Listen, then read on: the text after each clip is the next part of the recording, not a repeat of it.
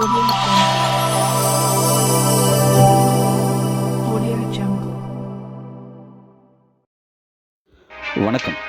Winner செய்திகள் வாசிப்பது செல்வராஜ். தொப்பையாறு அணையில் இருந்து பாசனத்திற்கு தண்ணீர் திறப்பு. 5330 ஏக்கர் நிலங்கள் பாசன வசதி பெறும். தருமபுரி மார்ச் 5 தொப்பையாறு அணையில் இருந்து பாசனத்திற்காக தண்ணீர் திறந்து வைக்கப்பட்டது. இதன் மூலம் 5330 ஏக்கர் நிலங்கள் பாசன வசதி பெறுகிறது. தண்ணீர் திறப்பு. தருமபுரி மாவட்டம் நல்லம்பள்ளி தாலுகா தொப்பையாறு அணையில் இருந்து பாசனத்திற்காக தண்ணீர் திறக்கும் நிகழ்ச்சி இன்று நடைபெற்றது. இந்த நிகழ்ச்சிக்கு கலெக்டர் சதீஷ் தலைமை தாங்கினார்.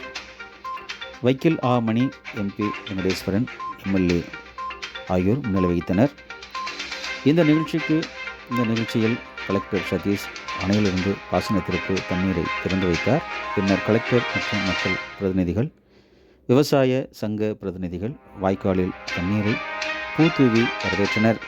அப்போது கலெக்டர் கூறுகையில், பாசனத்திற்காக திறந்துவிடப்பட்ட தண்ணீரை விவசாயிகள் மற்றும் பொதுமக்கள் சிக்கனமாக பயன்படுத்தி அதிக மகசூல் பெற வேண்டும். நீர் பங்கீட்டு பணிகளில் நீர்வள ஆதாரத்துறையினருக்கு ஒத்துழைப்பு தர வேண்டும் என்று கூறினார்.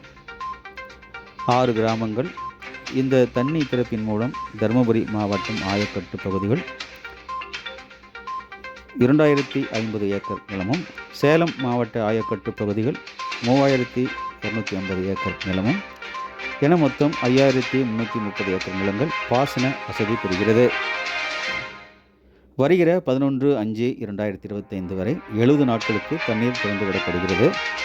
தருமபுரி மாவட்டத்தில் உள்ள தொப்பூர், கம்மம்பட்டி மற்றும் சேலம் மாவட்டத்தில் உள்ள செக்காரப்பட்டி, வெள்ளார், தெத்திகிரிப்பட்டி, மல்லிகுந்தம் கிராமங்கள் என மொத்தம் 6 கிராமங்களில் உள்ள நிலங்கள் பாசன வசதி பெறுகிறது.